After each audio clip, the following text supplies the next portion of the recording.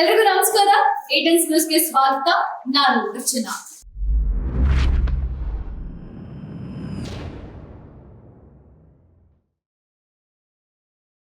So ನಾನಿವತ್ತು revive multi speciality hospital and research centre ಬಂದಿದ್ದೆ. ಒಂದು ರಿಯಾಲಿಟಿ ಚೆಕ್ ಮಾಡಬೇಕು ಅಂತ ಬಂದಂತಹ ಸಂದರ್ಭದಲ್ಲಿ ಇಲ್ಲಿದ್ದಂತಹ ಟ್ರೀಟ್ಮೆಂಟ್, ಅದರಲ್ಲೂ ಯುನಿಕ್ ಟ್ರೀಟ್ಮೆಂಟ್ ಬಗ್ಗೆ ತಿಳ್ಕೊಂಡಾಗ, ಈ ಹಾಸ್ಪಿಟಲ್ ಬಗ್ಗೆ ತಿಳ್ಕೊಂಡಾಗ ನಾನು ಡಾಕ್ಟರ್ನ ಮಾತಾಡಿಸ್ಬೇಕು, ಯಾಕೆ ಅವ್ರ ಹತ್ರ ಒಂದು ಇಂಟರ್ವ್ಯೂ ಮಾಡಿ ಈ ಮಾಹಿತಿಯನ್ನು ನಾನು ಜನರಿಗೆ ಕೊಡಬಾರ್ದು ಅಂತ ಅನ್ನಿಸ್ತು. ಸೊ ಹಾಗಾಗಿ ನಾನು ಡಾಕ್ಟರ್ ಮೋಹನ್ ಕುಮಾರ್ ಅವ್ರನ್ನ ನನ್ನ ಜೊತೆ ಕೂರಿಸ್ಕೊಬಿಟ್ಟಿದ್ದೀನಿ. ಸರ್ ನಮಸ್ತೆ, ನಾವು ಕಾರ್ಯಕ್ರಮಕ್ಕೆ ಸ್ವಾಗತ ಸರ್. ಖಂಡಿತ ನಾನ್ ಬಂದಂತಹ ಸಂದರ್ಭದಲ್ಲಿ ಬಹಳಷ್ಟು ವಿಚಾರಗಳನ್ನ ನಿಮ್ ಜೊತೆ ಮಾತಾಡದೆ ಚರ್ಚೆ ಮಾಡಿದೆ, ಅದರಲ್ಲೂ ನನಗ್ ಮಾತ್ರ ತಿಳಿಬಾರ್ದು, ನಮ್ಮೆಲ್ಲ ವೀಕ್ಷಕರಿಗೆ ನಿಮ್ಮ ಮುಖಾಂತರ ತಿಳಿಸ್ಬೇಕು ಅನ್ನೋ ಒಂದು ಕಾರಣಕ್ಕೆ ನಾನಿವತ್ತು ನಿಮ್ಮನ್ನ ಮಾತಾಡಿಸ್ತಾ ಇದ್ದೀನಿ. ಸರ್ ಫಸ್ಟ್ ಏನ್ ಸರ್ ಇದು ರಿವೈವ್ ಹಾಸ್ಪಿಟಲ್ ಅಂದ್ರೆ ಏನು, ಏನಿದು ಯುನೀಕ್ ಆಗಿದೆ ಅಂತ?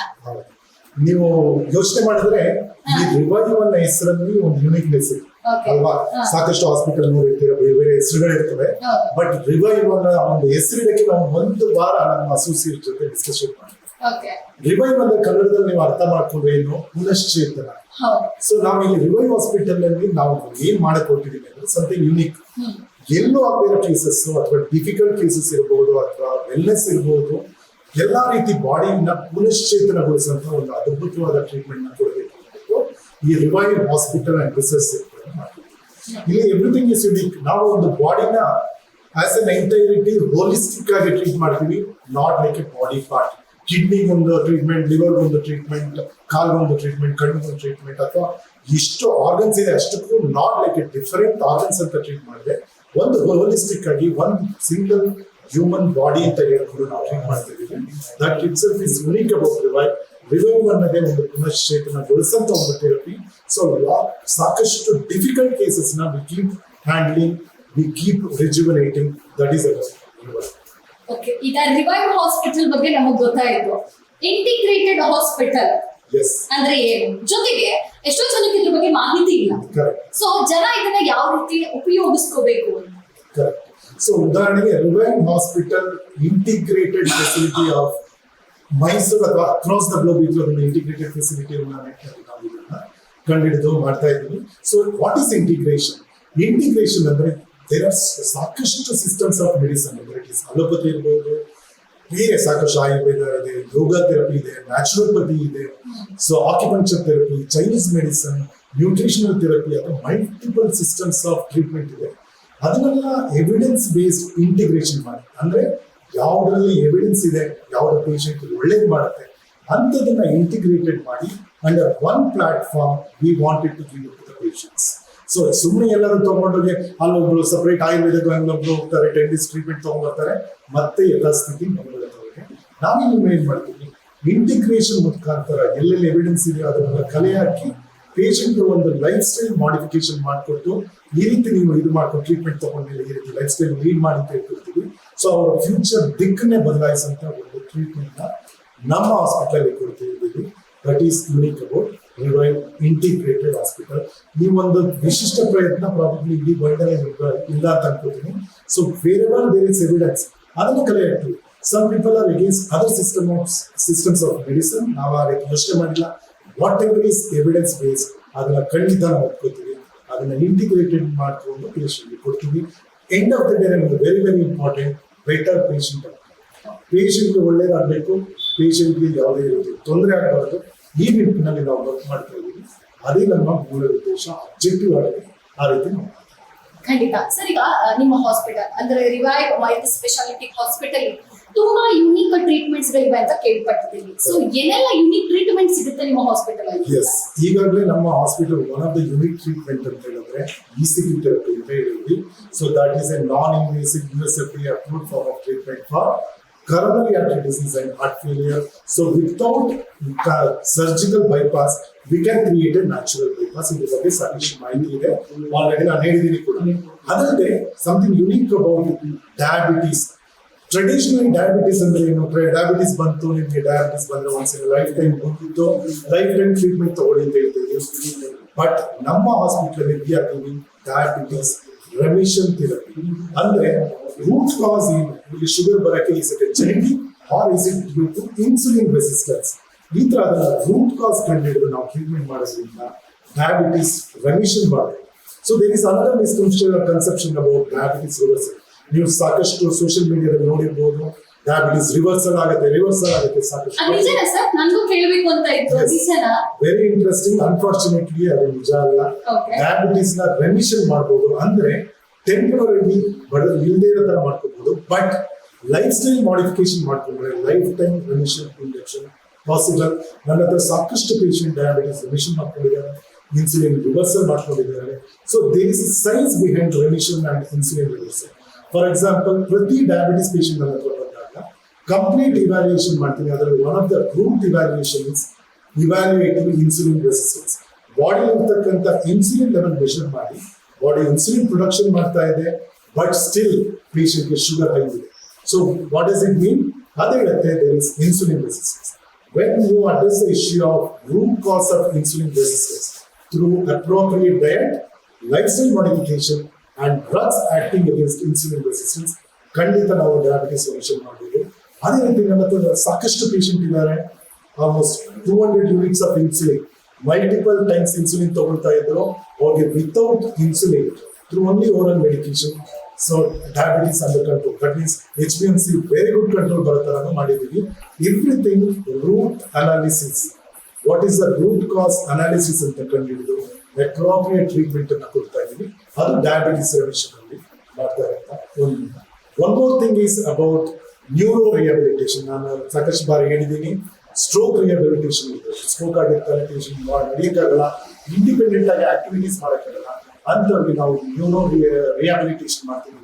ಸಾಕಷ್ಟು ಥೆರಪೀಸ್ ಇದರಲ್ಲಿ ಇಂಟಿಗ್ರೇಟ್ ಮಾಡ್ಕೊಳ್ತಾರೆ ನ್ಯೂರೋ ರಿಹ್ಯಾಬಿಲಿಟೇಷನ್. ಅದೇ ತರ ಪೋಸ್ಟ್ ಕೀಮೋ, ಇವಾಗ ಕ್ಯಾನ್ಸರ್ ಎಲ್ಲ ಕಡೆ ಬಹಳ ಸಾಮಾನ್ಯ ಹೋಗಿದೆ. ಕ್ಯಾನ್ಸರ್ ಆದ್ಮೇಲೆ ಕೀಮೋಥೆರಪಿ ಕೊಟ್ಮೇಲೆ ಅವ್ರದ್ದು ಕಂಪ್ಲೀಟ್ ಲೈಫ್ ಸ್ಟೈಲ್ ಡಿಸ್ಟ್ರಾಯ್ ಆಗುತ್ತೆ, ಅಂದ್ರೆ ಹೆಲ್ತಿ ಲೈಫ್ ಲೀಡ್ ಮಾಡಕ್ಕೆ ಆಗಲ್ಲ. ಅಂತವ್ರಿಗೆ ನಾವು ಪೋಸ್ಟ್ ಕೀಮೋ, ಪೋಸ್ಟ್ ಆಂಕೋಥೆರಪಿ ರಿಹ್ಯಾಬಿಲಿಟೇಷನ್ ಮಾಡ್ತಾ ಇದೀವಿ. ದಟ್ ಈಸ್ ಆಲ್ಸೋ ಬಹಳ ಅದ್ಭುತವಾಗಿ ರಿಸಲ್ಟ್ ಕೊಡ್ತಾ ಇದೆ. Another very important thing is current obesity issues. ಇವಾಗ ನೋಡಿದ್ರೆ globally we are world number 3 in obesity. India ಬಡ ದೇಶ ಅಂತಿದ್ವಿ, ಬಟ್ ಒಬೇಸಿಟಿ ನೋಡಿದ್ರೆ ವಿ ಆರ್ ವರ್ಲ್ಡ್ ನಂಬರ್ 3. ಸಾಕಷ್ಟು ಒಬೇಸಿಟಿ ಇವನ್ ಹಳ್ಳಿಗಳಲ್ಲಿ, ಸಿಟಿಗಳಲ್ಲೇ ಹಳ್ಳಿಗಳಲ್ಲೂ ಇದ್ದಾರೆ. So obesity is a big problem. ಈ ಒಬೇಸಿಟಿಯಿಂದ almost every organ is damage.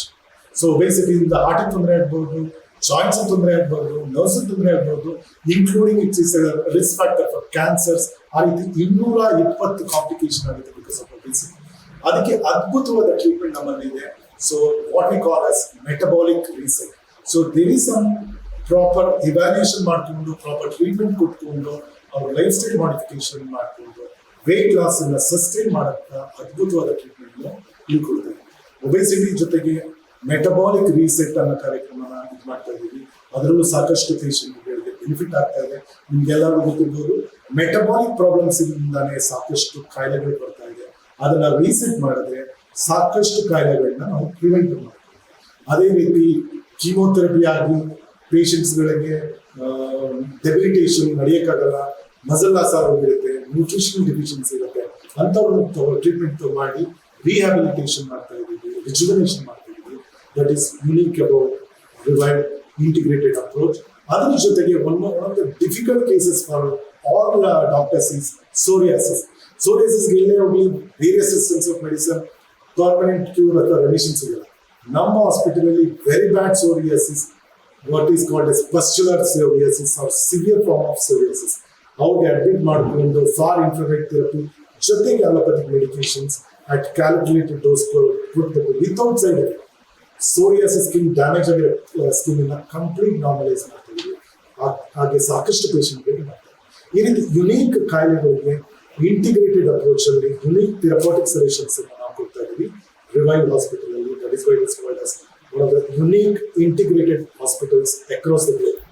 ಖಂಡಿತ ಸರ್, ಬಹಳಷ್ಟು ಯುನಿಕ್ ಟ್ರೀಟ್ಮೆಂಟ್ ಬಗ್ಗೆ ಹೇಳಿದ್ವಿ. ಆದ್ರೆ ಬೇರೆ ಹಾಸ್ಪಿಟಲ್ಗೆ ಕಂಪೇರ್ ಮಾಡಿದ್ರೆ ಬೇರೆ ಹಾಸ್ಪಿಟಲ್ಗೂ ಮತ್ತೆ ರಿವೈವ್ ಹಾಸ್ಪಿಟಲ್ಗೂ ಏನ್ ಡಿಫ್ರೆನ್ಸ್ ಇದೆ? ಎಕ್ಸಾಕ್ಟ್ಲಿ. ಸೊ ಇವಾಗ ಬೇರೆ ಹಾಸ್ಪಿಟಲ್ ನೋಡಿದ್ರೆ they treat when there is a crisis. ಯಾರಿಗೊಬ್ರು ಹಾರ್ಟ್ ಅಟ್ಯಾಕ್ ಆಗಿದೆ, ಇಮಿಡಿಯೇಟ್ ಆಗಿ ಓಡೋಗ್ತಾರೆ. ಸೊ ಅಥವಾ ಒಂದು ಆರ್ಗನ್ಸ್ ಏನೋ ಡ್ಯಾಮೇಜ್ ಇದ್ದಾಗ ಓಡೋಗ್ತಾರೆ. ನಾವಿಲ್ಲಿ ಏನ್ ಮಾಡ್ತಾ ಇದೀವಿ, we are treating integrated. That means patient as a whole treat ಮಾಡ್ತಾ ಇದೀವಿ. We are not treating the organs. Not only treating the underlying disease, we are rejuvenating the patient. ಅದಕ್ಕೆ ನಮ್ಮ ಹಾಸ್ಪಿಟಲ್ ಹೆಸರು revive integrated wellness hospital and research centre ಅಂತ ಹೇಳ್ತಾರೆ. So ಇಲ್ಲಿ the unique aspect about Revive is integration and rejuvenation of the patient. That is what we are doing at Revive Hospital. Okay, ಈಗ Revive hospital ಬಗ್ಗೆ ಹೇಳಿದ್ರು. So ಹೆಸರಲ್ಲೇ ಇದೆ revive hospital and research centre. Yes. So ಇಲ್ಲಿ hospital ಬಗ್ಗೆ ತಿಳ್ಕೊಂಡಾಗ ನಾವು research centre ಬಗ್ಗೆ ತಿಳ್ಕೊಳ್ಳೇಬೇಕಾಗುತ್ತೆ. ಸೊ ರಿಸರ್ಚ್ ಸೆಂಟರ್ ಬಗ್ಗೆ ಹೇಗೆ ಹೇಳ್ತೀರಾ? Yes. So research ಅನ್ನೋದು ನಮ್ಮ ದೇಶದಲ್ಲಿ ಬಹಳ ಹಿಂದುಳಿದಿದ್ದೀವಿ in terms of research. Whenever we are talking about research, there are two sets of research. One is fundamental research, ಅದು ಪ್ಯೂರ್ ಸೈಂಟಿಸ್ಟ್ ಮಾಡುವಂಥದ್ದು. ಇನ್ನೊಂದು ಅಪ್ಲೈಡ್ ರಿಸರ್ಚ್. ಅಪ್ಲೈಡ್ ರಿಸರ್ಚ್ ಅಂದ್ರೆ ನಾನೊಬ್ಬ ಡಾಕ್ಟರ್ ಆಗಿದ್ದೀನಿ, ಕ್ಲಿನಿಷಿಯನ್ ಆಗಿದ್ದೀನಿ, ನನ್ನ ಪೇಷಂಟ್ಗೆ ಏನು ಒಳ್ಳೇದಾಗಬೇಕು, ಅವ್ರ ಪೇಷಂಟ್ ಔಟ್ಕಮ್ಗೆ ಬೆಟರ್ ಆಗೋಕ್ಕೆ ಏನು ಒಳ್ಳೇದು ಮಾಡಬೇಕು, ಅದನ್ನ ನಾನು ರಿಸರ್ಚ್ ಮಾಡ್ತೀನಿ. So that is the mind set of a researcher. ನಾನೊಬ್ಬ ಕ್ಲಿನಿಷಿಯನ್ ಕೂಡ, ಒಬ್ಬ ರಿಸರ್ಚ್ ಸೈಂಟಿಸ್ಟ್ ಕೂಡ. ಸೊ ಪೇಷಂಟ್ ಬೆನಿಫಿಟ್ಗೆ ನಾನು ಏನೇನು ರಿಸರ್ಚ್ ಮಾಡಿ ಟ್ರೀಟ್ಮೆಂಟ್ ಕೊಡ್ತೀನಿ, ಅದು ಎಂಡ್ ಆಫ್ ದ ಡೇ ಪೇಷಂಟ್ಗೆ ಒಳ್ಳೇದು. ಈ ನಿಟ್ಟಿನಲ್ಲಿ whatever we are doing in Revive is research based. So ಪ್ರತಿಯೊಂದು ಟ್ರೀಟ್ಮೆಂಟ್ ಹಿಂದೆನೂ ಸಾಕಷ್ಟು ರಿಸರ್ಚ್ ಮಾಡ್ತೀನಿ. ಈ ಟ್ರೀಟ್ಮೆಂಟ್ ಇಂದ ಪೇಷಂಟ್ ಒಳ್ಳೇದಾಗಬೇಕು, ದಟ್ ಇಸ್ ಅಬ್ಜೆಕ್ಟಿವ್. ಆ ಟ್ರೀಟ್ಮೆಂಟ್ ಕೊಟ್ಟಾಗ ಯಾವುದೇ ರೀತಿ ಸೈಡ್ ಎಫೆಕ್ಟ್ ಆಗಬೇಕು, ಲಾಂಗ್ ಟರ್ಮ್ ಬೆನಿಫಿಟ್ಸ್ ಇರಬೇಕು. ಈ ರೀತಿ ನಿಟ್ಟಿನಲ್ಲಿ ಇದನ್ನೆಲ್ಲ ಆಚರಣೆ ಮಾಡಿಕೊಂಡು ಒಂದು Revive integrated hospital and research centre ಅಂತ ಹೆಸರಿಟ್ಟಿದ್ದೀವಿ. As you said, research is our motto. ನಮ್ಮ ಬ್ಲಡ್ಡಲ್ಲೇ ಬಂದ್ಬಿಟ್ಟಿದೆ ರಿಸರ್ಚ್ ಮಾಡಬೇಕು, but the objective is very clear, to do better for the patient, for better patient out. Okay sir, ಈಗ ಬಹಳಷ್ಟು treatment ಬಗ್ಗೆ, hospital ಬಗ್ಗೆ, ರಿಸರ್ಚ್ ಸೆಂಟರ್ ಬಗ್ಗೆ ಈಗ ಪ್ರೆಸೆಂಟ್ ಏನಿದೆ ಅಂತ ಹೇಳಿದಿರಾ.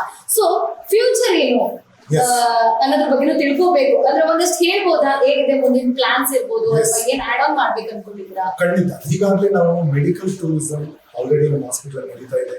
ಸೌದಿ ಅರೇಬಿಯಾದಿಂದ ಪೇಷಂಟ್ಸ್ ಬಂದಿದ್ದಾರೆ, ದುಬೈಯಿಂದ ಬಂದಿದ್ದಾರೆ, US ಇಂದ ಬಂದಿದ್ದಾರೆ, ಲಾಟ್ ಆಫ್ ಯುರೋಪಿಯನ್ ಪೇಷಂಟ್ಸ್ ಬಂದಿದ್ದಾರೆ, ಬಟ್ ದೊಡ್ಡ ಮಟ್ಟದಲ್ಲಿ ಮಾಡಿಲ್ಲ. We want to take this hospital to the global. So ಸಾಕಷ್ಟು ಜನಗಳಿಗೆ ಈ ಇಂಟಿಗ್ರೇಟೆಡ್ ಅಪ್ರೋಚ್ ಇಂದ ಬೆನಿಫಿಟ್ ಆಗಲಿದೆ.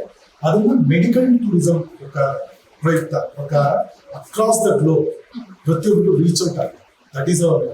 ಸಾಕಷ್ಟು ಜನರಿಗೆ ಇದರೊಂದು ಹಾಸ್ಪಿಟಲ್ ಇದೆ, ಇಲ್ಲಿ ಬೆನಿಫಿಟ್ ಆಗುತ್ತೆ, ಟ್ರೀಟ್ಮೆಂಟ್ ಔಟ್ಕಮ್ ಚೆನ್ನಾಗಿದೆ ಅನ್ನೋ ಮಾಹಿತಿ ಕೊಟ್ಟರೆ ಅಲ್ಲಿಂದ ಪೇಷಂಟ್ ಆಲ್ರೆಡಿ ಬರ್ತಾ ಇದೆ, ಇನ್ನೂ ಹೆಚ್ಚಿನ ಸಂಖ್ಯೆಯಲ್ಲಿ ಬರಬೇಕು.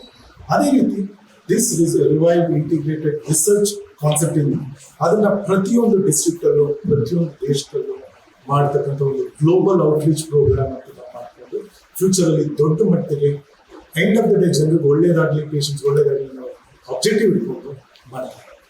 That is our future. Sir, ಈಗ ಇನ್ನೊಂದು ವಿಚಾರ ಏನಂತ ನಾನು ಹಾಗೆ ಮಾತಾಡ್ತಾ ಇದ್ದೆ. ಸೊ ನಿಮ್ಮ ಹಾಸ್ಪಿಟಲ್ಗೆ ಬರೀ ಪೇಷಂಟ್ಗಳು ಅಂದ್ರೆ ತೊಂದರೆಯವರು ಮಾತ್ರ ಬರ್ಬೇಕು ಅಂತಿಲ್ಲ, ನಮ್ಮಂತ ಆರೋಗ್ಯವಂತರು ಕೂಡ ಬರ್ಬೋದಂತೆ. ಯಾಕೆ ಅಂತ ನನ್ಗೊಂದು ಪ್ರಶ್ನೆ ಆಯ್ತು, ಅದು ನಿಮ್ಮಿಂದನೇ ನಾನು ಆನ್ಸರ್ ಬೇಕು ಸರ್. ಖಂಡಿತ. ಸೊ ನಾರ್ಮಲಿ ಎನಿ ಹಾಸ್ಪಿಟಲ್ ಅಥವಾ ನೀವು ಒಂದು ಗಾಡಿ ತಗೊಳ್ಳಿ, ಕಾರ್ ಇರ್ಬೋದು, ಟೂ ವೀಲರ್ ತಗೊಳ್ಳಿ, ಪ್ರಾಬ್ಲಮ್ ಆದಾಗ ಗ್ಯಾರೇಜ್ ಹೋಗ್ತೀವಿ, ರಿಪೇರಿ ಮಾಡಿಸಿ. ಬಟ್ ಪ್ರಾಬ್ಲಮ್ ಆಗದೆ ಇರೋ ತರ ಪ್ರಿವೆಂಟಿವ್ ಮೇಂಟೆನೆನ್ಸ್ ಇದೆ ಅಲ್ವಾ? ಅದೇ ರೀತಿ ಬಾಡಿಗೆ proper preventive health care checkups ಮುಖಾಂತರ, ಲೈಫ್ ಸ್ಟೈಲ್ ಮಾಡಿಫಿಕೇಶನ್ ಮುಖಾಂತರ, ಹೆಲ್ತ್ ಎಜುಕೇಶನ್ ಮುಖಾಂತರ ನಾವು ಅದನ್ನ ವೆಲ್ನೆಸ್ ಮಾಡ್ಕೊಳ್ತೀವಿ. ಸೊ ನಾರ್ಮಲ್ ಆಗಿರೋರು ವೆಲ್ನೆಸ್ ಲೆವೆಲ್ಗೆ ಅಂದ್ರೆ ಹೆಲ್ತ್ ಸ್ಟೇಟಸ್ ಇನ್ನೂ ಚೆನ್ನಾಗಾಗೋಕ್ಕೆ ನಮ್ಮ ಹಾಸ್ಪಿಟಲ್ ಬರ್ಬೋದು. Even healthy person when they come to our hospital, they will become more healthy. Not only that, they will prevent their future complications related to health, genetics, family history. ಇದನ್ನೆಲ್ಲ prevent ಮಾಡ್ಬೋದು. ನಮ್ಮ ಹಾಸ್ಪಿಟಲಲ್ಲಿ ಈ treatment ಸಿಗ್ತಾ ಇದೆ, which is again unique across the globe. ಅಂದ್ರೆ ಮುಂಚೆನೆ service ಮಾಡಿಸ್ಕೊಳ್ಳಿ ಅಂತ, ಗಾಡಿ ಕಾರು ಮಾತ್ರ ಅಲ್ಲ, ಸೊ ಮಾನವರ ಬಾಡಿಗೂ ಸರ್ವಿಸ್ ಅಗತ್ಯ ಇದೆ. ಸರ್ವಿಸ್ ಇದೆ, ರೈಟ್ ರೀತಿಯಲ್ಲಿ ಸರ್ವಿಸ್ ಮಾಡ್ಕೋಬೇಕು, ಜೊತೆಗೆ ಪ್ರಾಪರ್ ಆಗಿ ನೋಡ್ಕೋಬೇಕು. ಅದು ವೆರಿ ವೆರಿ. ಓಕೆ ಸರ್, ಈಗ ಗಟ್ ಹೆಲ್ತ್ ಅಂತ ಹೇಳ್ತಾರಲ್ಲ ಸರ್, ಇದ್ರ ಬಗ್ಗೆ ಬಹಳಷ್ಟು ಜನಕ್ಕೆ ಇನ್ಫಾರ್ಮೇಶನ್ ಏನ್ ಹೇಳ್ತೀರಾ? ಹೌದು, ಇತ್ತೀಚೆಗೆ gut brain axis, gut neuro axis ಅಥವಾ ಸಾಕಷ್ಟು ಗಟ್ ಹೆಲ್ತ್ ಬಗ್ಗೆ ಸೋಷಿಯಲ್ ಮೀಡಿಯಾದಲ್ಲಿ ವೈರಲ್ ಆಗಿದೆ. To some extent it real good. 80% of inflammatory diseases, some of the neuro disorders are related to gut health. So ನಮ್ಮ ಇಂಟೆಸ್ಟೈನ್ ಅಲ್ಲಿ billion ಗಟ್ಟಲೆ organisms ಇದೆ. ಈ ಆರ್ಗಾನಿಸಮ್ ಹೆಲ್ತಿ ಆಗಿದ್ರೆ, ಹೆಲ್ತಿ ಗಟ್ ಅಂತ ಕರಿತೀವಿ, ಸಾಕಷ್ಟು ಡಿಸೀಸಸ್ ನ ಪ್ರಿವೆಂಟ್ ಮಾಡುತ್ತೆ. ಅನ್ಫಾರ್ಚುನೇಟ್ಲಿ ಇವತ್ತಿನ ಲೈಫ್ ಸ್ಟೈಲ್ ಅಲ್ಲಿ ಜಂಕ್ ಫುಡ್ಸ್ ಅನ್ನ ತಿಂತಿದ್ದೀವಿ, ಫಾಸ್ಟ್ ಫುಡ್ಸ್ ಅನ್ನ ತಿಂತಿದ್ದೀವಿ. ನಮ್ಮ ಹಳೆಯ ಪದ್ಧತಿ, ಆಹಾರ ಪದ್ಧತಿ ಏನಿದೆ, timely food and write food ಎರಡರ ಬಗ್ಗೆ ವಿ ಆರ್ ಮಿಸ್ಸಿಂಗ್. ಇನ್ಫ್ಯಾಕ್ಟ್ ರಾತ್ರಿ ನಾವು ಯಂಗ್ಸ್ಟರ್ಸ್ ನೋಡ್ಬೋದು 1 ಗಂಟೆಲಿ ಹೋಗಿ ಐಸ್ ಕ್ರೀಮ್ಸ್ ತಿಂತಾರೆ, 1 ಗಂಟೆಲಿ ಹೋಗಿ ಜಂಕ್ ಫುಡ್ಸ್ ತಿಂತಾರೆ, which is very very wrong. So ಮುಂಚೆ ಏನಿರ್ತದೆ ಹೆಲ್ತಿ ಪದ್ಧತಿಲಿ ಏನ್ ಇಟ್ಕೊಡ್ತಾ ಇದ್ವಿ, ಸೂರ್ಯ ಹುಟ್ಟದಾಗ ತಿನ್ನಿ, ಸೂರ್ಯ ಮುಳುಗಬೇಕು, ನಿಮ್ಮ ಫುಡ್ ಅನ್ನ ನಿಲ್ಸಿ ಅಂತ ಹೇಳ್ತಿದ್ದೆ. ಅನ್ಫಾರ್ಚುನೇಟ್ಲಿ ಅದು ಫಾಲೋ ಮಾಡ್ತಿಲ್ಲ. ಹಾಗಾಗಿ lot of diseases, lifestyle diseases ಬರ್ತಾ ಇದೆ. ಅದ್ರ ಜೊತೆಗೆ what food to consume. Now we are consuming lot of junk foods, refined carbohydrates, fibers ಸಿಗ್ತಾ ಇಲ್ಲ, ನ್ಯೂಟ್ರಿಷನ್ ಸಿಗ್ತಾ ಇಲ್ಲ. ಈ ನಿಟ್ಟಿನಲ್ಲಿ what we to think about is millet. ನಮ್ಮ traditional millet based diet which was golden diet in those era, we have forgotten.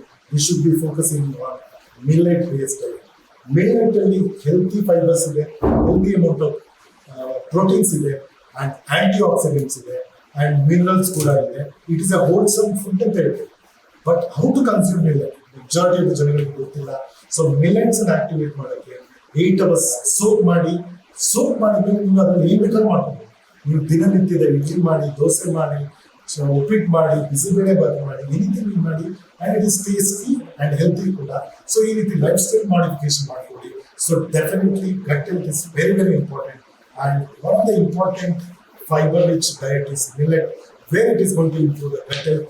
So we are going to reduce all the gut-related issues and also complications because of the gut issues. ಅದನ್ನ ನಾವು prevent. Sir, ಈಗ ಕೊನೆಯದಾಗಿ ಇವತ್ತಿನ ಜನರೇಷನ್ಗೆ so health ಬಗ್ಗೆ ಏನಾದ್ರೂ tips ಕೊಡ್ತೀರಾ? ಖಂಡಿತ. Specially ನಮ್ಮಂತ ಯೂತ್ಸ್ಗೆ. So currently lifestyle diseases ಎಲ್ಲ ಕಡೆ ಜಾಸ್ತಿ ಇದೆ. ಡಯಾಬಿಟಿಸ್ ಇರ್ಬೋದು, ಹೈಪರ್ ಟೆನ್ಷನ್ ಇರ್ಬೋದು, ಡಿಸ್ಲಿಪಿಡಿಮಿಯಾ ಇರ್ಬೋದು, ಹಾರ್ಟ್ ಅಟ್ಯಾಕ್ಸ್ ಇರ್ಬೋದು, ಕ್ಯಾನ್ಸರ್ಸ್ ಇರ್ಬೋದು. ಇಂಥದ್ದೆಲ್ಲದು because of today's lifestyle. ದಯವಿಟ್ಟು ಇವತ್ತಿನ ಯಂಗ್ಸ್ಟರ್ಸ್ ಲೈಫ್ ಸ್ಟೈಲ್ ಚೇಂಜ್ ಮಾಡ್ಕೊಳ್ಳಿ. What is healthy lifestyle? It is about quality food, ಯಾವ ರೀತಿ ಫುಡ್ ತಿನ್ನಬೇಕು, ಫೈಬರ್ಸ್ ಯಾವ ರೀತಿ ಇರಬೇಕು, avoid junk foods, and sedentary life ಇಂದ ಈಚೆ ಬನ್ನಿ. Today everybody is addicted to mobile ಇಟ್ಕೊತೀರಾ, ಅದರಲ್ಲೇ ರೀಲ್ಸ್ ನೋಡ್ತಾ ಇರ್ತೀರಾ. ಅದರಿಂದ ಈಚೆ ಬಂದು ಎಕ್ಸಸೈಸ್ ಮಾಡಿ, ಅದರೆಲ್ಲದ್ರ ಜೊತೆಗೆ ಬಾಡಿ ರೆಸ್ಟ್ ಕೊಡಿ. Very very important. At least 7 to 8 hours quality sleep plays a very very important role in rejuvenating the body. So this is very important for all youngsters. Healthy lifestyle, about diet, about exercise, and about quality sleep. ಇದನ್ನ ನೋಡ್ಕೊಳ್ಳಿ. ಖಂಡಿತ ನಿಮಗೆ future ಅಲ್ಲಿ ಆಗ್ತಕ್ಕಂಥ life style diseases ನ prevent ಮಾಡಿ. ನೋಡಿದ್ರಲ್ಲ ವೀಕ್ಷಕರೇ, ನಾನು ಒಂದು ರಿಯಾಲಿಟಿ ಚೆಕ್ಗೆ ಅಂತ ಬಂದೆ, ಆದ್ರೆ ಡಾಕ್ಟರ್ ಮೋಹನ್ ಕುಮಾರ್ ಅವರು ನಮ್ಗೆ ಕಂಪ್ಲೀಟ್ ಮಾಹಿತಿಯನ್ನ ಕೊಟ್ಟಿದ್ದಾರೆ. ಸೊ ರಿವೈವ್ ಇಂದ ಸ್ಟಾರ್ಟ್ ಆಗಿ ಇಲ್ಲಿ ಏನೇನ್ ಯೂನಿಕ್ ಟ್ರೀಟ್ಮೆಂಟ್ ಸಿಗುತ್ತೆ. ಸೊ ನೀವು ಆಲ್ರೆಡಿ ಸ್ಟಂಟ್ ಹಾಕ್ಸ್ಕೊಂಡಿದ್ದೀರಾ ಅಥವಾ ಸರ್ಜರಿ ಮಾಡಿಸ್ಕೊಂಡು ಕೂಡ ನಿಮ್ಗೆ ಹಾರ್ಟ್ ರಿಲೇಟೆಡ್ ಇಶ್ಯೂ ಆಗ್ತಾ ಇದೆಯಾ, ಅದಲ್ಲದೆ ಡಯಾಬಿಟಿಸ್ ರಿವರ್ಸಲ್ ಆಗ್ತಿದ್ಯಾ, ಸೊ ಎನಿ ಪ್ರಾಬ್ಲಮ್ ನಿಮ್ಗೆ ಒಂದೇ ಪರಿಹಾರ, ರಿವೈವ್ ಹಾಸ್ಪಿಟಲ್. ಸೊ ನೀವು ಒಮ್ಮೆ ಇಲ್ಲಿ ಭೇಟಿ ಕೊಡಿ. ನಿಮ್ಮ ದೇಹದಲ್ಲಿ ಯಾವುದೇ ಸಮಸ್ಯೆಗಳು, ಎಸ್ಪೆಷಲಿ ಹಾರ್ಟ್ ರಿಲೇಟೆಡ್ ಏನೇ ಸಮಸ್ಯೆಗಳಿದ್ರು ನಿಮಗೆ ಡಾಕ್ಟರ್ ಮೋಹನ್ ಕುಮಾರ್ ಅವರು ಪರಿಹಾರ ಕೊಡ್ತಾರೆ, ಅದು ವಿತೌಟ್ ಸರ್ಜರಿ. ಕರೆಕ್ಟ್ ಅಲ್ಲ ಸರ್? ಖಂಡಿತ. So thank you so much. ಬಹಳಷ್ಟು ವಿಚಾರಗಳನ್ನ ಇವತ್ತು ನಮ್ ಜೊತೆ ನೀವು ಶೇರ್ ಮಾಡ್ಕೊಂಡಿದ್ದೀರಾ. ಸೊ ನಿಮ್ಗೆ ಏನೇ ಪರಿಹಾರ ಬೇಕು ಅಂದ್ರೂ ನೀವು ರಿವೈವ್ಗೆ ಒಮ್ಮೆ ಭೇಟಿ ಕೊಡಿ. ನಿಮ್ಮಲ್ಲಿರುವಂತಹ ಪ್ರಾಬ್ಲಮ್ಗಳಿಗೆ ನೀವು ಸೊಲ್ಯೂಷನ್ ತಗೊಳ್ಳಿ. ಸೊ ನೋಡ್ತಾ ಇರಿ 18 ನ್ಯೂಸ್. ನಾನು ರಚನಾ.